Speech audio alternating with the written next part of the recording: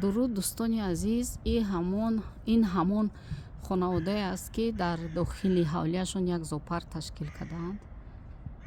ин номаш чӣ буд? Страус, ба фикрам ҳамин буд. дирӯз ба шумо нишон дода будем. тухмои калон мекунанд. Кенгуруҳо ба фикрам пинҳон шудагианд, нестанд. Бо страуса сар дода соҳиби хона нигоҳ кунед. Намо хоначаи ҳайвоно ҳай. ҳавлиш ба ду қисм ҷудо шудагӣ. Як тараф да худ зиндагӣ мекунад, як тараф да ҳайвонову хазандаҳое, ки дар ҷо нигоҳ медоранд.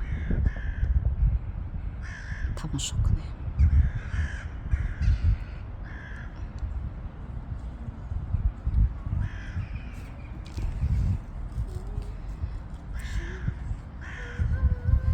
бо як таи дига уҷа додта ку онаш ӯ дигай и дигай, ё не ӯ бачаш боша, нафаҳмидам.